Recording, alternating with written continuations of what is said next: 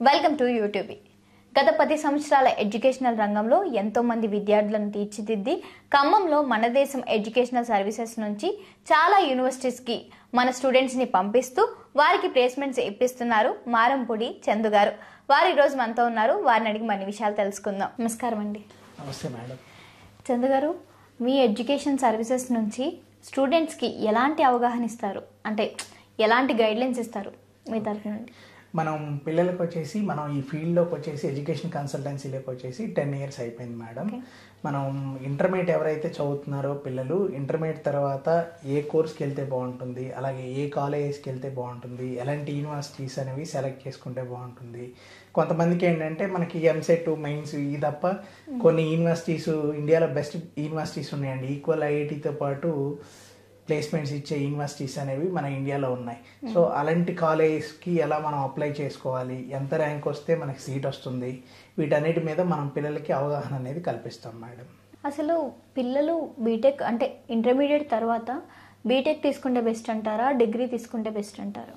ఎక్కువ మంది ఇప్పుడు ఏంటంటే మేడం చాలా వరకు ఐటీ వైపే పిల్లలు మొగ్గు చూపుతున్నారండి. ఒకప్పుడు ఏంటంటే ఎక్కువ డిగ్రీ కాలేజెస్ అనేవి ఉండేవి, ఇంజనీరింగ్ కాలేజెస్ అనేవి చాలా తక్కువ ఉండేవి.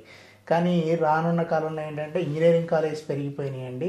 అలాగే పిల్లలు కూడా ఏంటంటే ఒకప్పుడు ఏంటంటే ఎనీ డిగ్రీ కోర్స్ తీసుకోవడం, ఎంబీఏ చదవటం, లేదా డిగ్రీ తర్వాత ఏదో ఒక జాబ్ అనేది చూసుకొని ఆ జాబ్ వైపు అనేది కంటిన్యూ అయ్యేవాళ్ళు. ఇప్పుడు ఎలా అయిపోయిందంటే టోటల్గా పిల్లలంతా ఐటీ వైపు మొగ్గు చూపడంతో ఎక్కువ మంది ఇంజనీరింగ్ వైపే వెళ్తున్నారు. ఇంజనీరింగ్ వైపు వెళ్ళటం వల్ల ఏంటి యూజ్ అంటే ఫస్ట్ థింగ్ మనకి పిల్లలకి ఐటీ రంగం వైపు మనకి మన దగ్గర చూసుకుంటే ఇండియాలో ఎస్పెషల్లీ మన తెలంగాణలో చూసుకుంటే నెంబర్ ఆఫ్ ఐటీ కంపెనీస్ అనేవి మన దగ్గర ఉన్నాయి. సో దానివల్ల ఏంటంటే పిల్లలు ఐటీ వైపు ఈజీగా వెళ్ళగలుగుతున్నారు. నెంబర్ ఆఫ్ ప్లేస్మెంట్స్ అనేవి ఉన్నాయి కాబట్టి సెటిల్ అవ్వటం అనేది ఈజీ. సో దానివైపు ఎక్కువ పిల్లలు మొగ్గు చూపుతున్నారు కాబట్టి మనం ఎక్కువగా ఇంజనీరింగ్ అనేది ప్రయారిటీ పెరిగింది మేడం. గ్రాడ్యుయేషన్కి కొంచెం తగ్గింది, ఇంజనీరింగ్కి కొంచెం పెరిగింది. అవును మేడం. ఇప్పుడు ఇంజనీరింగ్ చదవాలి అనుకునే వాళ్ళకి సౌత్ ఇండియాలో బెస్ట్ అంటారా, లేదా నార్త్ సైడ్ వెళ్ళడం బెస్ట్ అంటారా? అలా అనేం లేదు మేడం. టోటల్గా మనకి ఇండియాలో చూసుకుంటే సౌత్ అయినా నార్త్ అయినా కొన్ని యూనివర్సిటీస్ ఏంటంటే ఇంటెక్ అనేది చాలా లిమిటెడ్గా స్ట్రెంత్ అనేది మెయింటైన్ చేస్తాయి. కొన్ని యూనివర్సిటీస్ ఏంటంటే అడ్మిషన్స్ తీసుకోవటమే లక్ష్యంగా వేలల్లో ఇంటెక్స్ అనేవి మెయింటైన్ చేస్తాయి. సో ఇంటెక్ అనేది లిమిటెడ్గా ఉండి యూనివర్సిటీ అనేది చాలా పెద్ద యూనివర్సిటీ అయి ఉండాలి. వాళ్ళకి ల్యాబొరేటరీస్ కానీ పిహెచ్డి ప్రొఫెసర్స్ కానీ ఇలా ఉన్న యూనివర్సిటీ అనేది సెలెక్ట్ చేసుకోవడం అనేది మంచిదండి. ఎందుకంటే కొన్ని యూనివర్సిటీస్ ఉన్నాయి, ఇప్పుడు మనకి సౌత్ ఇండియాలో చూసుకున్నా నార్త్ ఇండియాలో చూసుకున్నా ఇంటెక్ అనేది చాలా ఎక్కువ ఉంటుంది, ప్లేస్మెంట్స్ అనేవి చాలా తక్కువ ఉంటాయి వాళ్ళ దగ్గర. చూపించడానికి ఏంటంటే వాళ్ళు మార్కెటింగ్లో మా దగ్గర 100 మందికి ఉన్నాయి, 1000 మందికి ఉన్నాయి, 1,00,000 మందికి ఉన్నాయి ఇలా చెప్తూ వెళ్తూ ఉంటారు కానీ మంచి ప్యాకేజెస్ ఉన్నాయని చెప్తూ ఉంటారు. కానీ ఇంటెక్ అనేది చాలా ఎక్కువ ఉండటం వల్ల అక్కడ ప్లేస్మెంట్స్ ఏంటంటే ఒక 15,000 మంది 20,000 మంది పిల్లలు ఉన్న యూనివర్సిటీస్లో ఎలా ఉంటుంది అంటే ఒక 1000 మందిని ప్లేస్ చేయగలిగి ఆ 1000 మందిని ఒక బ్రోచర్లో చూపిస్తారు. కానీ అసలు దాదాపుగా 500 నెంబర్స్తో నడిచే యూనివర్సిటీస్ అనేవి ఇండియాలో చాలా యూనివర్సిటీస్ ఉన్నాయండి. తక్కువ ఇంటెక్ 400-500 ఇంటెక్తో చాలా తక్కువ మంది పిల్లలు ఉంటారు, కానీ మంచి ప్లేస్మెంట్స్ అనేవి వాళ్ళ దగ్గర ఉంటాయండి. కాకపోతే ఇవి ఏంటంటే పేరెంట్కి ఎలా ఉంటుంది అంటే ఆ యూనివర్సిటీ పేరు బాగా వినిపిస్తుంది, సో ఆ యూనివర్సిటీకి వెళ్తే మంచి ప్లేస్మెంట్ ఉంటుంది అని అనుకుంటారు. కానీ ఇంటెక్స్ అనేవి ఫస్ట్ పేరెంట్ చెక్ చేసుకోవాల్సింది ఏంటంటే ఏ యూనివర్సిటీకి వెళ్ళినా ఇంటెక్ అనేది ఎంత ఉందనేది తెలుసుకోవడం అనేది చాలా ఇంపార్టెంట్ మేడం. ఇంజనీరింగ్ కాలేజ్కి యూజీసీ యూనివర్సిటీస్కి తేడా ఏంటండి? ఇంజనీరింగ్ కాలేజెస్ అంటే మేడం ఇప్పుడు మనకి జేఎన్టీ యూనివర్సిటీ ఉంది మేడం, అది యూజీసీ కింద ఉంటుంది. దాని కింద నెంబర్ ఆఫ్ కాలేజెస్ అనేవి ఉన్నాయి. మన తెలంగాణలో చూసుకుంటే మనకి దాదాపు 400 చేంజ్ అనేవి ఇంజనీరింగ్ కాలేజెస్ ఉన్నాయి. ఇవన్నీ ఒక జేఎన్టీ కింద యూనివర్సిటీ కింద అనేది వర్క్ చేస్తూ ఉంటాయి అనమాట. ఇప్పుడు యూజీసీ యూనివర్సిటీస్ ఇప్పుడు మన జేఎన్టీ ఎలా వర్క్ చేస్తుందో ఇప్పుడు సౌత్లో మీరు చూసుకుంటే అమృత, విఐటి, ఎస్ఆర్ఎం ఇలాంటి యూనివర్సిటీస్ ఏం చేస్తాయంటే నెంబర్ ఆఫ్ ప్లేస్మెంట్స్ ఇస్తాయి, మంచి ఆపర్చునిటీస్ అనేవి ఉంటాయండి. సో మనకేంటంటే యూనివర్సిటీకి వెళ్ళినప్పుడు స్టూడెంట్కి ఏంటంటే మంచి ప్రాక్టికల్ ఎడ్యుకేషన్ అనేది అందుతుందండి. ఇప్పుడు నార్మల్ కాలేజెస్లో ఇప్పుడు మనం చూసుకుంటే ఖమ్మంలోనో లేదా హైదరాబాద్లో చిన్న చిన్న కాలేజ్లోనో, కొన్ని కాలేజీలు హైదరాబాద్లో చాలా వరకు కాలేజెస్లో ఏంటంటే ల్యాబొరేటరీస్ అనేవి ఉండవండి, పిహెచ్డి ప్రొఫెసర్స్ అనేవి ఉండరు. ఎందుకు ఉండదంటే ఆ కాలేజీ వాళ్ళు ఏంటంటే అంత పెద్ద పెద్ద ల్యాబ్స్ పెట్టి వాళ్ళు మంచి పిహెచ్డి ప్రొఫెసర్స్ తీసుకొని వాళ్ళు ట్రైన్ అనేది చేయలేరండి పిల్లలు. యూనివర్సిటీస్ ఎలా ఉంటాయంటే, కొన్ని బెస్ట్ యూనివర్సిటీస్ ఎలా ఉంటాయంటే చాలా లిమిటెడ్ స్ట్రెంత్ అనేది ఉంటుంది. స్టూడెంట్కి ఎడ్యుకేషన్ అనేది ప్రాక్టికల్ ఎడ్యుకేషన్ ఉంటుందండి. ఓవరాల్గా ప్రాక్టికల్ ఎడ్యుకేషన్ ఉన్నప్పుడు ఏమవుతుంది అంటే స్టూడెంట్కి స్కిల్ అనేది డెవలప్ అవుతుంది. స్కిల్ డెవలప్ అవడం వల్ల రేపు ఏ ఇంటర్వ్యూలో అయినా తను ఈజీగా ఫేస్ చేసుకోగలుగుతాడండి. 100% జాబ్కి సోర్సెస్ అనేవి ఉంటాయి మేడం. అంటే మీ స్టూడెంట్స్కి కాకుండా ప్రతి ఒక్కరికి మీరు ఎలాంటి యూనివర్సిటీస్ ప్రిఫర్ చేస్తారు మన సౌత్ ఇండియాలో? సౌత్ ఇండియాలో చూసుకుంటే మేడం, ఇండియాలో మనకి సౌత్ ఇండియాలో ఓవరాల్గా అమృత యూనివర్సిటీ తీసుకుంటే 5 క్యాంపస్లు ఉంటాయి మేడం ఇండియా వైజ్గా. మనకి అవి సౌత్ ఇండియాలోనే ఉన్నాయి 5 క్యాంపస్లు అని. ఫస్ట్ క్యాంపస్ వచ్చేసి మేడం కోయంబత్తూరులో ఉంటుంది. సెకండ్ క్యాంపస్ బెంగళూరులో ఉంటుంది అనమాట, మన కర్ణాటక స్టేట్లో. థర్డ్ క్యాంపస్ కేరళలో కొల్లంలో ఉంటుంది. ఫోర్త్ క్యాంపస్ వచ్చేసి చెన్నై, మళ్ళీ తమిళనాడులో చెన్నై సిటీలో ఉంటుంది. ఫిఫ్త్ క్యాంపస్ వచ్చేసి లాస్ట్ ఇయరే స్టార్ట్ అయింది మేడం. మన ఇక్కడ ఏపీ క్యాంపస్ ఏదైతే ఉందో అది 5th క్యాంపస్ అండి. అది రీసెంట్గా స్టార్ట్ అయింది. ఇప్పుడు కోయంబత్తూరు క్యాంపస్ తీసుకున్నారనుకోండి 480 ఇంటెక్ ఉంటుంది ఫస్ట్ ఇయర్లో. సో అలాగే బెంగళూరు తీసుకుంటే 400, కేరళ 380, మన చెన్నై క్యాంపస్ చెప్పాను కదా 4th క్యాంపస్, అది తీసుకుంటే మనకి 320 ఉంటుంది. ఏపీ అమరావతిలో ఇంకొక కొత్త క్యాంపస్ ఏదైతే ఉందో అందులో ఇంటెక్ వచ్చేసి 280. చాలా లిమిటెడ్ స్ట్రెంత్ అనేది ఉంటుంది అనమాట వాళ్ళ దగ్గర. తీసుకొని వేలకు మందిని తీసుకొని వాళ్ళని ట్రైన్ చేయలేక, ప్లేస్మెంట్స్ ఇవ్వలేక ఇలాంటి ఇబ్బందులు అనేవి ఉండవండి. ఇండియాలో బెస్ట్ యూనివర్సిటీ అంటే మెయిన్గా అమృత, విఐటి, ఎస్ఆర్ఎం ఇలాంటి యూనివర్సిటీస్ అయితే మనకి ఇండియాలో సౌత్ ఇండియాలో చాలా మంచి యూనివర్సిటీస్ అండి. తక్కువ ఇంటెక్స్తో ఉంటాయి, మంచి ప్లేస్మెంట్స్ అనేవి ఉంటాయి మేడం. అంటే స్టూడెంట్స్ పెరగడం వల్ల కూడా అది డ్యామేజ్ అవుతుందంటారు? స్టూడెంట్స్ ఎక్కువ ఉండడం వల్ల మేడం ఏమవుతుంది అంటే మెయిన్గా ఎడ్యుకేషన్ అనేది ప్రాక్టికల్ ఎడ్యుకేషన్ అనేది ఉండదండి. ఏదో స్టూడెంట్ క్లాస్కి వస్తాడు, తర్వాత తనే బుక్స్ మీద కూర్చొని ప్రిపేర్ అయ్యి ఎగ్జామ్ రాస్తాడండి. దానివల్ల ఏంటంటే స్టూడెంట్కి నాలెడ్జ్ అనేది పెరగదండి. కానీ కొన్ని యూనివర్సిటీస్లో ఏం చేస్తారంటే స్టూడెంట్కి ఒక స్మార్ట్ క్లాస్ ఉంటుంది, తనకి ఎక్స్ప్లెయిన్ చేస్తారు. ఎక్స్ప్లెయిన్ చేసిన తర్వాత తను ఏదైతే ఇప్పుడు కొన్ని కంపెనీస్ ఎలా ఉంటాయి, యూనివర్సిటీస్ ఎలా ఉంటాయి అంటే ఇప్పుడు ఐబిఎంతోనో, యాక్సెంచర్తోనో, లేకుంటే యాపిల్ కంపెనీతో ఇలా కొలాబరేట్ అవుతారు. కొలాబరేట్ అయ్యి వాళ్ళే ల్యాబ్స్ పెట్టి పిల్లల్ని ట్రైన్ చేస్తారు మేడం. సో దానివల్ల ఏంటంటే స్టూడెంట్కి మంచి స్కిల్ అనేది వస్తుంది. డెఫినెట్గా తను ఎక్కడికి వెళ్ళినా ప్రతి ఒక్క స్టూడెంట్ మీద కూడా కాన్సన్ట్రేషన్ చేయడానికి ఉంటుంది. ఇప్పుడు మనం సౌత్ గురించి మాట్లాడుకున్నాం కదా, నార్త్ ఇండియాకి వెళ్తే అక్కడ ఎడ్యుకేషన్ సిస్టమ్ ఎలా ఉందంటారు ఇంజనీరింగ్ మీద? నార్త్ ఇండియా అయినా సౌత్ ఇండియా అయినా మేడం కొన్ని యూనివర్సిటీస్ ఏంటంటే చాలా స్ట్రిక్ట్గా ఎడ్యుకేషన్ అనేది, ప్లేస్మెంట్స్ కానీ ఎడ్యుకేషన్ కానీ చాలా స్ట్రిక్ట్గా రన్ చేస్తాయి మేడం. కొన్ని యూనివర్సిటీస్ ఎలా ఉంటాయంటే ఇప్పుడు నార్త్లో చాలా యూనివర్సిటీస్ మన దగ్గర మార్కెటింగ్ అనేవి చేస్తాయి.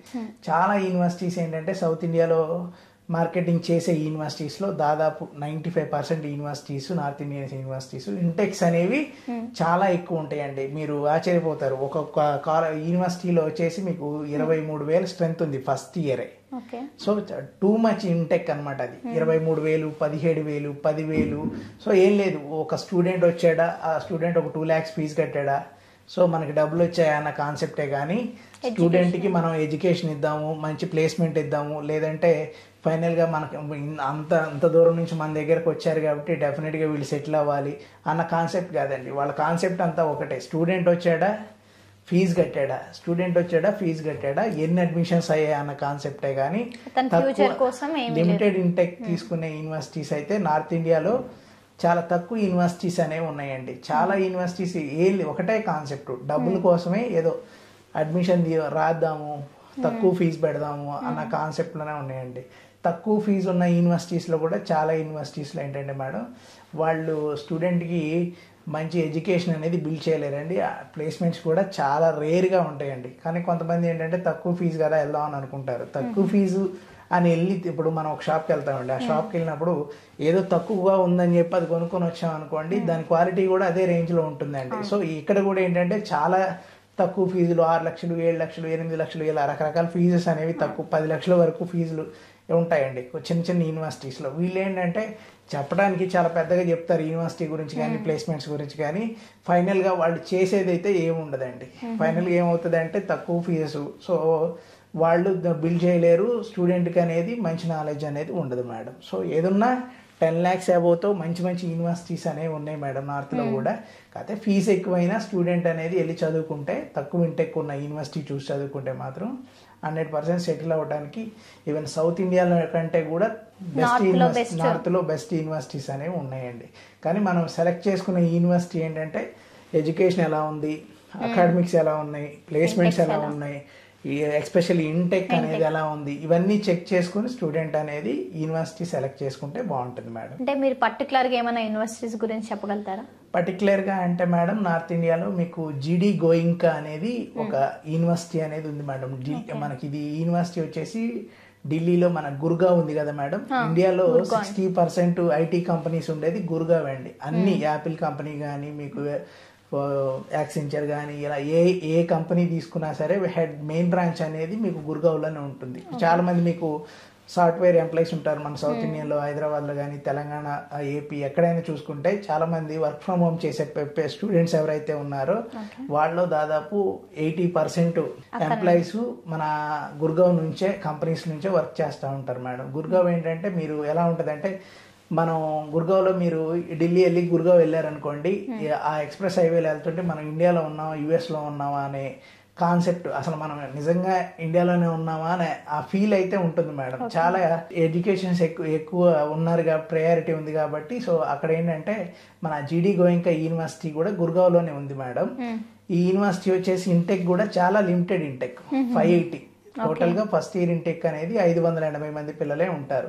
జీడీ గోయింకా అనగానే చాలా మంది సౌత్ ఇండియాలో ఏంటంటే చాలా మందికి ఐడియా ఉండదండి, ఇదేదో కొత్త యూనివర్సిటీ ఈ సంవత్సరం పెట్టారేమో ఇలా అనుకుంటారండి చాలా మంది. కానీ ఇది 30 years ఓల్డ్ యూనివర్సిటీ అండి. గోయింకా ఫ్యామిలీ వచ్చేసి మన ఇండియాలో వీళ్ళు కింగ్స్ అండి, ఒకప్పుడు మన దేశాన్ని పరిపాలించిన రాజులు.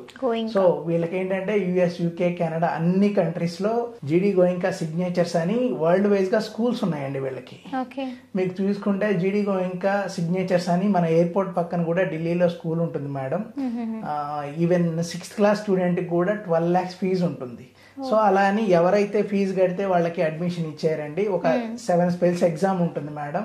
ఆ ఎగ్జామ్ ఎవరైతే రాసి క్వాలిఫై అవుతారో సో వాళ్ళకి ఏంటంటే సీట్ అనేది ఇస్తారండి. అంతేగాని ఫీజు 12 lakhs కట్టగలిగే ప్రతి స్టూడెంట్ కి అడ్మిషన్ అనేది ఎవరండి. అలాగే జీడీ గోయింకా యూనివర్సిటీలో కూడా ఏ స్టూడెంట్ అయినా వచ్చి అడ్మిషన్ తీసుకోవడానికి ఉండదండి. డెఫినెట్ గా ఏంటంటే వీళ్ళకి ఇంటర్వ్యూ అనేది కండక్ట్ చేస్తారండి. బేసిక్ ఏంటంటే ఎంట్రన్స్ ఎగ్జామ్ ఉంటుంది ఏ యూనివర్సిటీకి అయినా. సో ఈ మధ్య ఏమైపోయిందంటే ఆన్లైన్ ఎగ్జామ్ కండక్ట్ చేస్తున్నారు. దీనివల్ల ఏంటంటే స్టూడెంట్స్ కూడా కొంచెం గూగుల్లో సెర్చ్ చేసి ఆన్సర్స్ రాయటం ఇలా ఈ కాన్సెప్ట్ అనేది వెళ్ళిపోతుంది.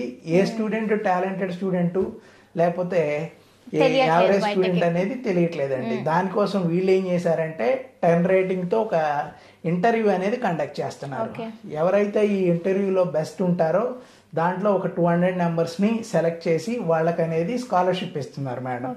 బేసిక్ గా మనకి జీడీ గోయింకాలో వచ్చేసి కాలేజ్ ఫీజు టోటల్ గా 23 lakhs అనేది కాలేజ్ ఫీజు ఉందండి. అంటే ఎవ్రీ ఇయర్ ట్యూషన్ ఫీజు 3.5 ఉంటుంది, హాస్టల్ ఫీజు 2 lakhs, 5,50,000 అనేది కాలేజ్ ఫీజు ఉంది ఎవ్రీ ఇయర్. ఇంటూ 4 years అంటే 22 lakhs. ఇది కాకుండా అదర్ ఫీజెస్ వచ్చేసి 1 lakh ఉంటుంది. టోటల్ గా 23 lakhs.